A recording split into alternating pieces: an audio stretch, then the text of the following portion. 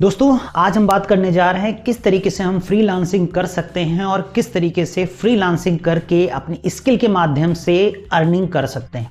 यहाँ पे मैं बात केवल ऑनलाइन की नहीं करने जा रहा हूँ, आप अपने लोकल एरिया में भी अपनी फ्रीलांसिंग सर्विस प्रोवाइड कर सकते हैं।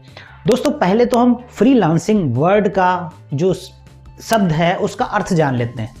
तो सबसे पहले चीज़, आप अगर किसी के लिए जॉब करते हैं, किसी बिजनेस में, किसी संस्थान में, किसी ऑर्गेनाइजेशन में, किसी कंपनी में अगर आप जॉब करते हैं तो आप एक्चुअल में क्या कर रहे होते हैं, किसी के काम को आप हेल्प कर रहे होते हैं, उसके बदले में वो आपको मंथली पे आउट देता है। ठीक है दोस्तों, फ्रीलांसिंग ये होता है कि सेम काम हम कुछ ऐसा ही करते हैं, लेकिन यहाँ पर हमारे पास कंट्रोल पूरा हमारे हाथों में होता है। यानी कि हम जिसको भी जो सर्विस प्रोवाइड करना चाहते हैं, फॉर एग्जाम्पल मैं लेता हूं, अगर अपना उदाहरण लूं मैं, तो मैं सीसीटीवी कैमरा से रिलेटेड सर्विस प्रोवाइड करता हूं। यानी कि अगर किसी को कैमरे लगवाने हैं तो वो मुझसे कांटेक्ट करता। अब जाहिर सी बात है, उसके कैमरे लगेंगे, उसका मेंटेनेंस, उसका इंस्टॉलेशन, बहुत सी चीज़ें होंगी। लेकिन मैं एज ए फ्रीलांसर काम करता हूं, मैं उनको एक कोटेशन देता हूं कि जिसमें सामान के साथ साथ में मेरा जो सर्विस चार्ज होगा, मेरा जो इंस्टॉलेशन चार्ज होगा, अगर वो कुछ मेंटेनेंस चाहते हैं तो वो मेंटेनेंस चार्ज होगा, वो सारा इंक्लूडेड करके मैं एक उनको कोटेशन देता हूँ। कोटेशन देने के बाद में वो मुझे अप्रूव्ड करते हैं कि सर ठीक है, अगर उसमें कोई बार्गेनिंग करनी है, जो कुछ भी है वो सारी बातें पहले से क्लियर हो जाती है। उसके बाद मैं उनका वो कैमरा इंस्टॉल कर देता हूँ, जितने भी कैमरे का सेटअप होता है। फॉर एग्जांपल अगर 4 कैमरे लगने हैं, 4 कैमरे को कहाँ कहाँ पे लगाना है, वो सारी चीज़ें मैं करके उनको रेडी करके दे देता हूँ, और उनके मोबाइल में या उनके मॉनिटर में मैं उसके व्यू को सारी चीज़ें दिखाकर प्रॉपर समझा देता हूँ। उसके बाद में मैं अपना पेमेंट ले लेता हूँ, मेरा काम वहीं पे ख़त्म हो जाता है। ख़त्म मीन्स मेरा जो इंस्टॉलेशन का काम था वो मेरा कंप्लीट हो जाता है और मैं पूरा पेमेंट उनसे ले लेता हूँ, कलेक्ट कर लेता हूँ, जिसमें सामान का भी हो सकता है, मेरा सर्विस का हो सकता है, वो सारी चीज़ें होती हैं। अब ये होता है एक फ्रीलांसिंग प्रोजेक्ट। आप किसी भी स्किल में इसको इम्प्लीमेंट कर सकते हैं। आप चाहें तो अगर आप एजुकेशन सेक्टर में हैं तो आप किसी पर्टिकुलर सेगमेंट के लिए, मान लीजिए आईआईटी जो करना चाह रहे हैं, जो जेई का एग्ज़ाम वगैरह देना चाह रहे हैं, तो उनकी आप प्रिपरेशन कराने के लिए भी एक पैकेज बना सकते हैं। वो भी एज ए फ्रीलांसिंग ही प्रोजेक्ट माना जाएगा। वहाँ पे आप किसी की नौकरी नहीं कर रहे हैं, आप किसी को ये नहीं कह सकते किसी के दबाव में आके काम कर रहे हैं, या किसी के हिसाब से मंथली पे आउट लेके उसके हिसाब से काम कर रहे हैं, या 9 to 5 की आप जॉब में नहीं है। आप काम अपने अकॉर्डिंग करेंगे, आपका टाइम होगा, आपका जो पे आउट आप लेना चाहते हैं वो होगा।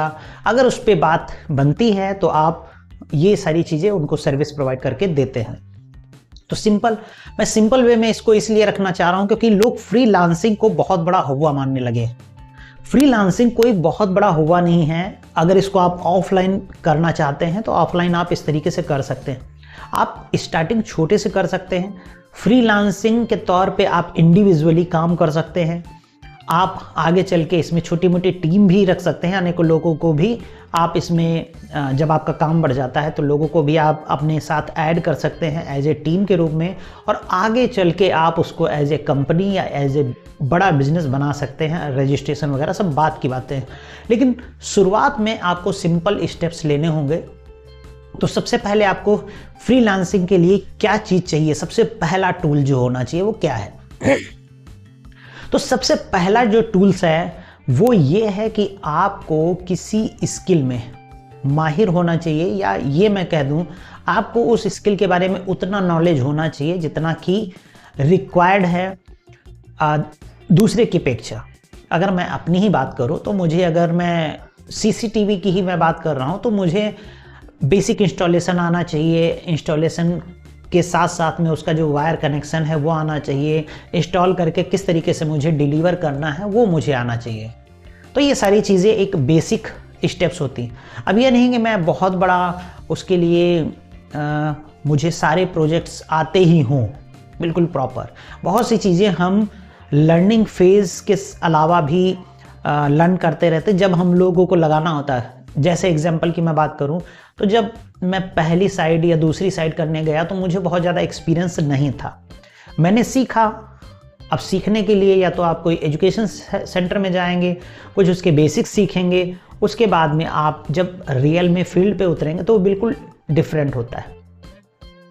लेकिन जब आप रियल में फील्ड में उतरेंगे असली चैलेंजेस वहीं से चालू होते हैं। उससे घबराने की ज़रूरत नहीं है क्योंकि तब आप उन चीज़ों को प्रैक्टिकली कर रहे होते हैं। तो जब मैं गया अपनी साइट्स पे तो जो मेरी पहली साइट थी मुझे बहुत ज़्यादा नॉलेज नहीं था क्योंकि बेसिक नॉलेज तो था, प्रैक्टिकली नॉलेज क्योंकि जब मैं पहली साइड पे हूँ तो प्रैक्टिकल नॉलेज नहीं था। लेकिन मैंने जो चीज़ें थी कुछ कॉमन सेंस का भी यूज करना रहता है और साथ साथ में आपकी जो स्किल्स होती हैं उसके आधार पे, जैसे कि कनेक्शन किस तरीके से होने चाहिए वो पता होना चाहिए, किस तरीके से उसको रैप करना है, किस तरीके से उसको फिक्स करना है, किस तरीके से उसको माउंट करना है कैमरे को, ये सारी चीज़ें आनी चाहिए और थोड़ी सी क्लिपिंग वगैरह। तो ये बेसिक चीज़ें पता थी और उनको प्रैक्टिकली इम्प्लीमेंट कर रहे थे। तो इतना ज़्यादा हाथ शार्प नहीं था, इतना ज़्यादा हम लोगों की स्किल शार्प नहीं थी, लेकिन काम स्टार्ट हो गया था। धीमे धीमे करते करते आज की मैं अगर बात करूं तो आज मुझे एक साइड देखते हुए आइडिया लग जाता है कितना वायर लगेगा, कितना टाइम लगेगा, कितना कोटेशन देना है, किस तरीके से सारी चीज़ें होंगी। क्यों? ये तो टाइम टू टाइम आपको एक्सपीरियंस होता जाता है। उसी तरीके से आप किसी भी फील्ड में फ्रीलांसिंग सर्विस प्रोवाइड कर सकते हैं। फ्रीलांसिंग मतलब हुआ कि आप अपने अकॉर्डिंग अपना टाइम डिसाइड करेंगे कि मैं कब सर्विस प्रोवाइड करूंगा। कस्टमर के अकॉर्डिंग भी आप कर सकते हैं, बढ़िया चीज़ है। बट ये होता है कि आप किसी की नौकरी नहीं कर रहे होते हैं तो आप अपने खुद के बॉस होते हैं, खुद के मालिक होते हैं।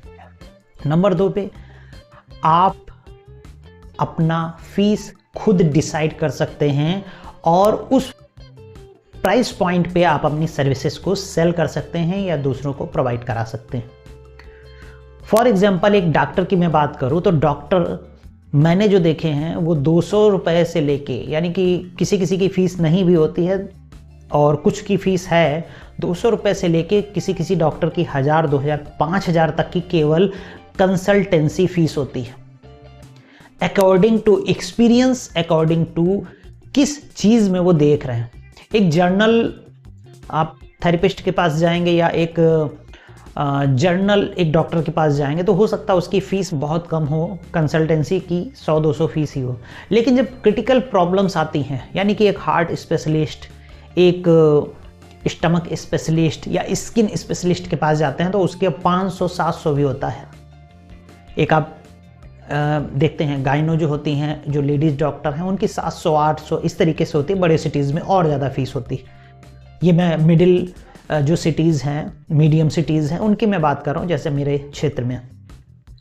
तो वो लोग क्या कर रहे हैं, वो भी एक प्रकार से जो डॉक्टर हैं वो स्किल्ड हैं। किस चीज़ में? उन्होंने मेडिकल की पढ़ाई की हुई है, वो मेडिकल फील्ड में स्किल्ड हैं और अपनी फ्रीलांसिंग सर्विस, यानी कि उनको नॉलेज है उस चीज़ का, तो वो कंसल्ट कर रहे हैं जो कि उन बीमारियों से पीड़ित है। उसको किस तरीके से क्या खाना चाहिए, क्या पीना चाहिए, क्या दवाइयाँ चाहिए, वो सारी चीज़ें, क्या एक्सरसाइज करना है, वो सारी चीज़ें वो बताते हैं एज ए फ्रीलांसर। क्योंकि वो किसी की जॉब तो कर नहीं रहे और वो बिजनेस भी नहीं है, तो आखिर उसको किस कैटेगरी में रखेंगे? दोस्तों, वो होता है फ्रीलांसिंग। तो हमारे आसपास कई ऐसे फ्रीलांसर हैं जिनको हम फ्रीलांसर ना जान के हम समझते हैं कि वो जो है कुछ अलग ही कर रहे हैं। हम एक डॉक्टर को समझते हैं कि ये तो बिजनेस कर रहे हैं। एक्चुअल में वो फ्रीलांसिंग अपनी स्किल, अपने नॉलेज को वो प्रोवाइड करके दूसरों की हेल्प कर रहे हैं। इसको बोलते हैं एज ए फ्रीलांसर। मैंने बहुत सिंपल उदाहरण से आपको समझाया। अब डिजिटल मार्केटिंग में या ऑनलाइन में बहुत सी वीडियोस देखे होंगे, बहुत से आपने चीज़ें देखी होंगी कि आप फ्रीलांसिंग करिए, फ्रीलांसिंग करिए, और फ्रीलांसिंग को इतना ज़्यादा लोगों ने हाईलाइट कर दिया, इतना ज़्यादा उसको बड़ा शब्द बना दिया कि लोगों को लगने लगा अरे फ्रीलांसिंग का मतलब हुआ कि डिजिटल मार्केटिंग की सर्विस प्रोवाइड करना। नहीं दोस्तों, आप अपने लोकल एरिया में भी अपनी स्किल, अपने नॉलेज, उसके अकॉर्डिंग लोगों की हेल्प कर सकते हैं और फ्रीलांसिंग सर्विस प्रोवाइड कर सकते हैं और अच्छी खासी इनकम जनरेट कर सकते हैं। मेरे यहाँ पे अगर डॉक्टरों की बात करें तो डॉक्टर एज ए फ्रीलांसर अगर उनकी इनकम देखी जाए तो शायद किसी डॉक्टर की इनकम शायद 20-30 हज़ार से कम तो होगी नहीं। उल्टा अगर मैं बताऊं, अगर ऊपर जाने की बात करूं तो शायद कंसल्टेंसी फीस ही किसी डॉक्टर की अगर 500 रुपये है और 500 के अकॉर्डिंग वो 100 मरीज भी अगर एक दिन में देख रहे हैं तो आप मल्टीप्लाई करके देख लो कितना होता है। केवल 100 मरीजों की कंसल्टेंसी फीस यानी कि वो जो परामर्श देते हैं उसका जो शुल्क रखते हैं 500 के हिसाब से, आप अगर उसको ही मल्टीप्लाई कर लो तो 50,000 रुपया होता है एक दिन का, सिंगल डे।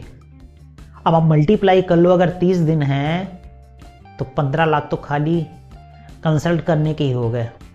ऑन एवरेज 10 से 12 लाख तो हो ही जाता होगा। उसके अलावा दवाइयाँ हैं, ट्रीटमेंट्स चलते हैं, रेगुलर बेसिस पे आप जाते हैं, वो सारी चीज़ें अलग से। अगर कोई ऑपरेशन है, कोई रिपोर्ट्स है तो उसमें भी होता। तो मैं उस चीज़ पे नहीं जाऊँगा, मैं आपको केवल फ्रीलांसिंग के बारे में बताना चाहता था कि अगर आपके पास कोई स्किल है, आप देखिए आपके पास क्या स्किल है। आप खाने की सर्विस प्रोवाइड कर सकते हैं, आप लोगों को खाना बनाना सिखा सकते हैं, आप ट्रेनिंग फील्ड में जा सकते हैं, वहाँ पे फ्रीलांसिंग करते हुए लोगों को सिखा सकते हैं। आप किसी प्रोडक्ट को बनाना अगर जानते हैं, प्रोडक्ट बनाकर आप वहाँ पे तो फ़िलहाल वो मैन्युफैक्चरिंग का आ जाएगा, लेकिन अगर आप कोई सर्विस और नॉलेज के माध्यम से लोगों को आप हेल्प कर रहे हैं तो वो एज ए फ्रीलांसिंग सर्विस ही कही जाएगी। तो दोस्तों, होप करता हूँ कि आप लोगों ने फ्रीलांसिंग के बारे में काफ़ी कुछ समझ लिया होगा, जान लिया होगा, और इस बिज़नेस को आप ऑनलाइन गूगल वगैरह पे भी, आप जो भी बिज़नेस कर रहे हैं गूगल माई बिज़नेस पे आप लिस्ट करिए, फेसबुक पेज बनाइए, इंस्टाग्राम पेज बनाइए, यूट्यूब पे वीडियोस डालिए, स्टार्ट कीजिए। बिल्कुल फ्री में आपके पास बहुत से प्लेटफॉर्म अवेलेबल हैं जो आपको बहुत ज़्यादा ऑडियंस लाकर देंगे। तो दोस्तों, आप सभी से फिर नेक्स्ट वीडियो में मुलाकात होती है। आप सभी का दोस्त Arun Kumar Rathore. Like and subscribe करना ना भूलिएगा। फिर मिलता हूँ, तब तक के लिए दोस्तों गुड बाय।